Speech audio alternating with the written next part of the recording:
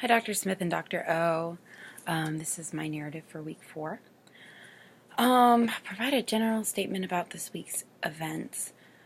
This has probably been my hardest week since starting the not since starting the program. There were some rough weeks last semester, but this was probably my hardest this semester. How I've been describing it to people is I've been eating a lot of humble pie, and teaching has been hard. I'm happy it's the weekend. Very happy. And I think I'll go back into school Monday refreshed, hopefully. But there's a lot of work I ended up having to bring home with me. So, yeah.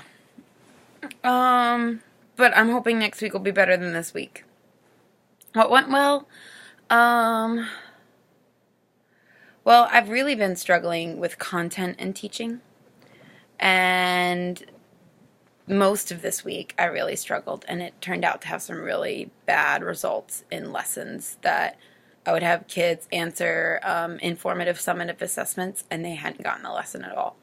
And that was really discouraging. I was teaching from Paige's lesson plans and kind of just figured that because I was teaching from her plans, I didn't need to study. But I learned very quickly that I need to study really, really hard. And so Thursday, I kind of hit the low of that. And so Thursday night, instead of doing homework for classes, I stayed up and I super studied the lesson, and it went really, really, really well today. I knew what I was talking about for the most part. I was able to deliver it well. All of the kids got it. It was a really good lesson.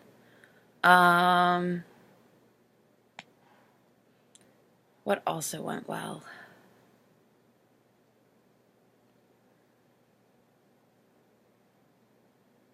There's a lot of things. Little things. I think I'm just struggling because I feel like there was a lot of big bad things. So I'll just slide right into challenges. The content is definitely starting to become a challenge. It's going to require a lot more studying.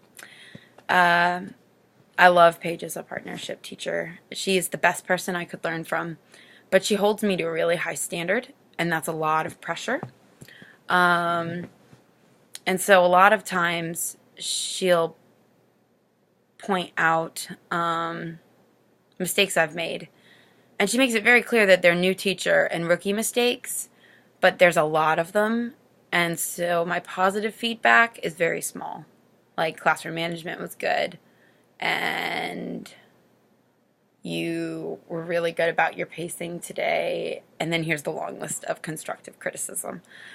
And everything that she's teaching me is really good, and really helpful, and there are things they need to learn. Like, I showed a really biased, opinionated version of the Patriot Act without showing the other side. And I didn't even think of the repercussions of that until Paige pointed it out. And she said that's a rookie mistake. She's like, but that's something that parents will email you about. Or I made a joking statement about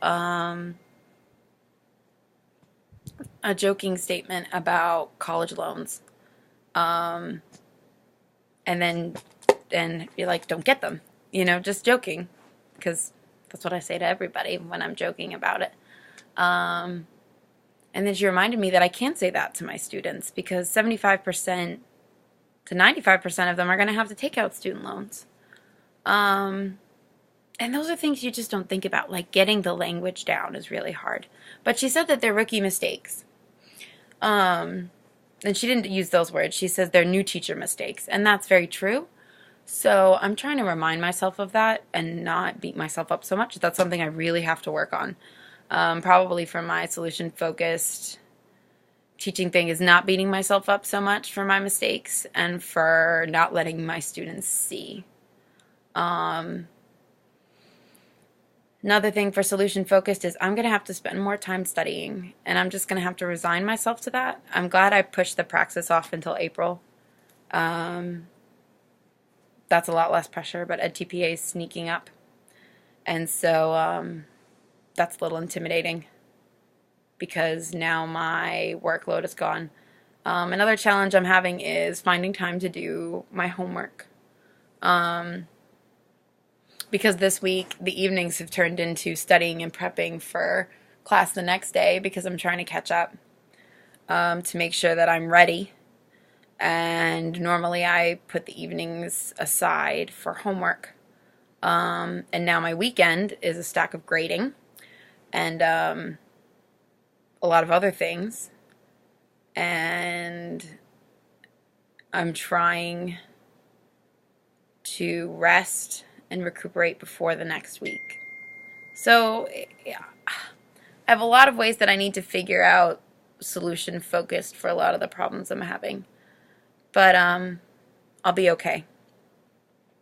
I need to not let Paige's high expectation get me down. And I need to live within the realisticness of myself. And sometimes when she wants me to do something, just not do it. And say respectfully, I don't have the capacity for that right now. I'm sorry, don't have the capacity. And that's okay. There's nothing wrong with that.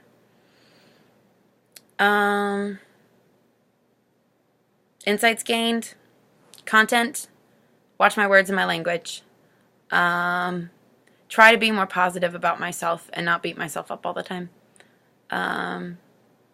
Students, I had a really wonderful experience. I've had a girl all week that has been my biggest management challenge. She's not turning things in.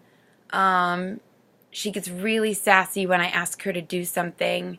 And at the beginning of class today, Friday, I went up to her and she had like 3 or 4 late or incomplete forms she was filling out. And I went, Rebecca, can you come for tutoring and I can work on this with you? She's like, I can't come to tutoring because I have to go to math tutoring because I'm going to fail math. And I was like, well, let me, what's another time you can come in that isn't Wednesdays at tutoring? And she said, are you free these periods? And I said, yeah. I said, why don't you come in during my planning? You and I will sit down. We'll go through everything you need to have so you don't fail this class, because I know you're so worried about failing math.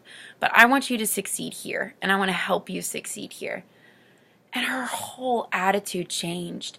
And so I was doing this lesson about rights and responsibilities, and she fully participated.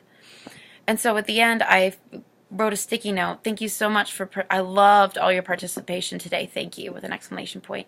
And I stuck it on her desk and I went to walk away. And she just looked at me with the biggest smile and the best face. And you know what?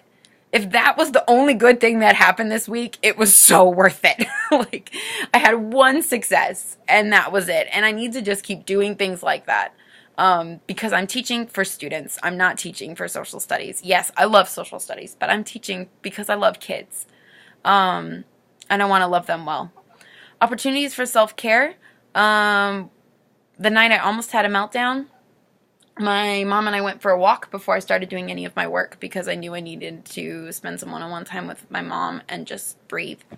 I'm going out with my boyfriend tonight, and I'm not going to touch grading or anything once I leave or think about school or do anything. I'm going to make and tomorrow night I'm having a Galentine's date with my roommates. And then I'm going to pull an all-nighter movie marathon grading thing. But you do what you got to do. So I'm surviving.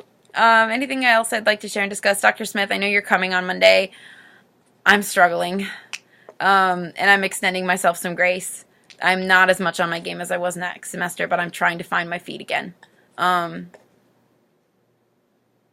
So I'm learning to love constructive criticism, even though it's the hardest thing in my life. I'm so thankful for you both and for the support that you give us. I'm so thankful for the Zoom option in class.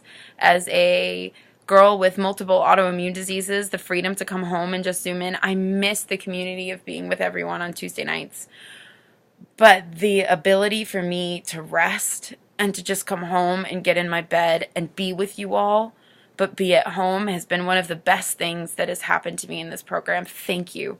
Thank you both for being wonderful. Dr. Smith, I'll see you Monday. And Dr. O, I'll see you Tuesday.